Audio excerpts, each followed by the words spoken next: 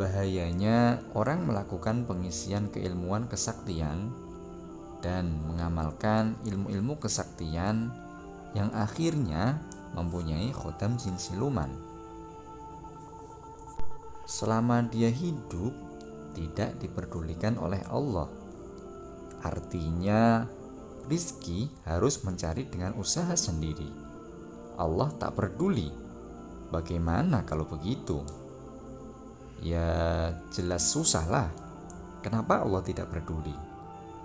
Karena orang itu sudah tidak bersandar pada Allah, tapi pada sesuatu yang selain Allah. Belum pengaruh dari bisikan khotam jin siluman yang mengajak jauh dari Allah. Malah sholat, malah akhirnya tidak sholat sama sekali. Artinya di akhirat sudah pasti disiksa kalau meninggal. Dan itu juga kalau meninggal siapapun itu yang belajar ilmu kebal, maka meninggal menjadi siluman, wujud hewan.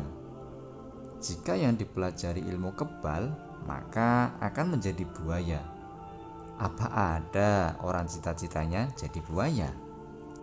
Atau kalau ilmu menghilang panglimunan, maka meninggal akan jadi nyamuk, turun derajat manusia. Masa orang cita-citanya jadi nyamuk? Khotam-khotam siluman itu dulunya manusia yang juga belajar ilmu kesaktian.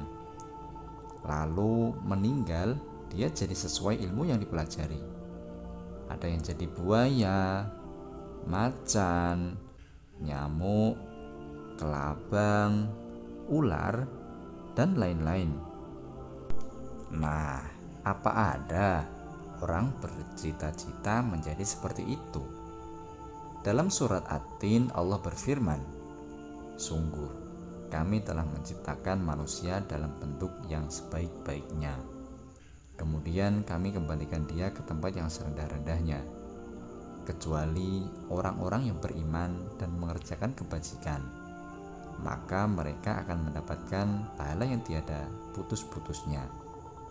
Maka apa yang menyebabkan mereka mendustakanmu tentang hari pembalasan setelah adanya keterangan-keterangan itu? Bukankah Allah Hakim yang paling adil?" Manusia itu akan dikembalikan ke derajat serendah-rendahnya, derajat hewan, menjadi siluman karena mengamalkan amaliyah yang tidak memperoleh ridha Allah, kecuali orang yang beriman dan beramal soleh. Allah akan mengangkat mereka ke derajat langit yang tinggi dan mendapatkan pahala yang tiada habisnya. Nah, kita memilih mati menjadi jenglot atau memperoleh derajat yang tinggi di sisi Allah, itu sih terserah kita sendiri yang menjalani. Buang segala ilmu kesaktian, kembali ke dalam tuntunan Al-Quran sebagai tuntunan hidup di dunia. Kita diperintah Allah untuk bertawakal agar mendapatkan tanggungan Allah. Kita diperintahkan ridho ketika kita menerima bala bencana, ikhlas ketika beramal, qanaah ketika kekurangan, tidak suka dunia, dan suka menempuh jalan akhirat yang lebih abadi. Kita diperintahkan bersabar dan saling nasihat menasihati, saling menyayangi sesama muslim, tidak mencela atau saling menghujat, iri, dengki, hasad, dan sombong. Jika kita saling menang-menangan, yang kuat menindas yang lemah, maka tidak akan didapat ketenteraman menempuh hidup.